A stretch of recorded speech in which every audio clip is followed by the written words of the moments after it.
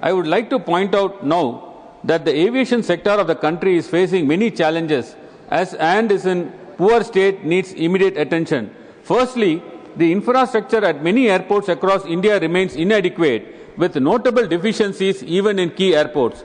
Take Chennai International Airport, one of the top 50 airports in Asia, handling over 18 million passengers annually. Yet, what do we see? Chennai Airport is now lagging behind compared to other international airports. The glass panels falls down. The construction is being done years together in a snail's pace, hampering free movement. A critical shortages of aero bridges, forcing international flights to operate under subpar conditions. Only 4 aero bridges for countless international flights.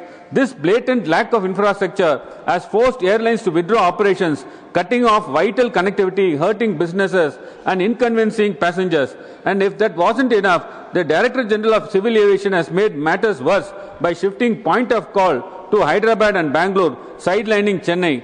Demand from Chennai to Vietnam in 2024 stands at 32,000, while Hyderabad has only 21,000, yet flights are being pushed to Hyderabad. Why?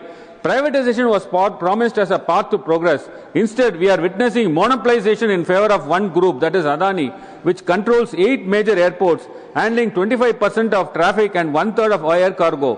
One corporate giant wields unchecked power over critical national assets. Where are the safeguards? Where is the fair competition and growth of others? The neglect does not end with the Chennai airport. Parandur second airport establishment is going in a snail's pace, even when the state government has given its fullest support. Madurai, Tiruchi, Coimbatore, Salem and Tuticorin airports, which are critical for regional connectivity and economic growth, are left to rot with substandard infrastructure with no development. Hosur Airport has not taken off, despite government was ready to offer vast lands more than 2,000 acres. Let's talk about the skyrocketing cost of air travel. In just 2 years, fares have surged by 40%. Airlines are manipulating demand, artificially creating scarcity and exploiting passengers for profit. Chennai to Delhi ticket for rupees 70,000. This is not just an unfair, it is a daylight robbery. If you book wrongly and do cancellation, the cancellation charges is collected at 8,000 rupees by the airlines. The seat of the aircraft is not maintained properly. Toilets are also not maintained properly. Sir, why announcement in Tamil, Malayalam or Telugu is not made inside the aircrafts, which leads to or destines the states like Tamil Nadu, Kerala, Andhra Pradesh or Telangana? The languages should be passenger friendly rather than your language formula. In Chennai airport, the language 2 minutes extra, madam. Yes. In Chennai airport, the lounges have magazine in doesn't have magazine in Tamil. Only after I fought, the magazines were purchased and kept there in Chennai lounges. Sir, right to travel is a fundamental right. Therefore, providing aircraft is a public service. There can be a profit, but not profiteering at the cost of public interest.